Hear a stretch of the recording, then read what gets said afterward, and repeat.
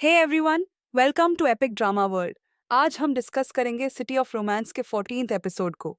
एक कहानी जो फिल्ड है सीक्रेट्स, लव, रोमांस और यूथ से। बाई शादुओ और सू यंचिंग स्टूडियो में फंस गए थे। बाहर निकलने का कोई तरीका नहीं था। आश्चर्य की बात यह थी कि बाई शादुओ काफी रिलैक्स थी, बेड पर लेते हुए बिना किसी फिक्र के। सू यंचिंग ने उसकी स्ट्रांग मेंटालिटी को एडमायर किया। फिर बाई शादुओ को अचानक एक आइडिया आया। वो उठकर दरवाजे पर स्लोगन्स चिल्लाने लगी, सोचकर कि हो सकता है ये पासवर्ड हो। लेकिन इसका कोई इफेक्ट नहीं हुआ। इसके बजाय रूम की लाइट्स फ्लिकर होने लगी। तभी किसी ने दरवाजा नॉक किया और बाईशाओदुओ डर के मारे तुरंत सू यंचिंग के आर्म्स में गिर गई। दोनों एक दूसरे को घेर लेते हैं। इस वक्त बाकी सब लोग एक जगह इकट्ठा हो गए थे और केस के बारे में डिस्कस कर रहे थे। यूची ने सबको याद दिलाया कि पहले उन्हें सू यंचिंग और बाई शाओदुओ को ढूंढना होगा। सबने अग्री किया और उन्हें ढूंढने निकल पड़े। लेकिन क्योंकि यूची को पाँव में चोट लगी थी, यूशुबो ने उससे बैठकर आराम करने को कहा।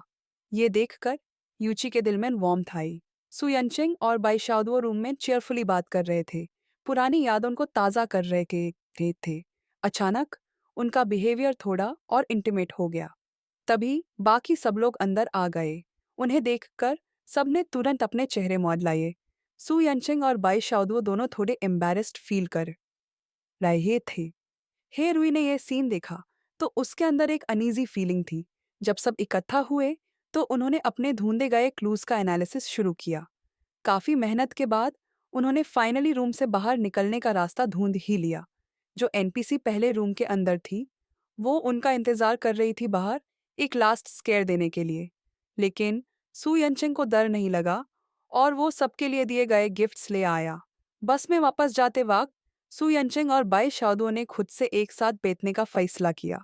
हे रुई ने उन्हें इतना क्लोज देखा तो वो थोड़ा उदास हो गई। जब यूची बस में बैठी तो वो यू शुबो के पास बैठी। इस वक्त यू शुबो ने भी इस बात का विरोध नहीं किया। उस रात बेड पर लेते हुए बाई शाओदुओ बहुत एक्साइटेड थी और नींद नहीं आ रही थी। उसने डिसाइड किया कि वो ब्लैक को मैसेज करेगी और सीधा ये कह देगी कि उससे कोई पसंद है।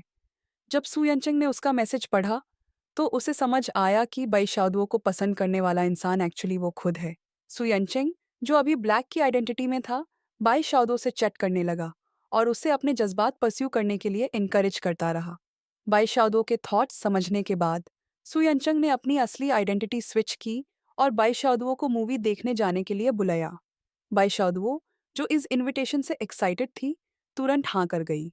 अगली सुबह हेरुई को देखकर बाई शाओदुओ को लगा कि अब उसे अपने दिल की बात हेरुई से कह देनी चाहिए।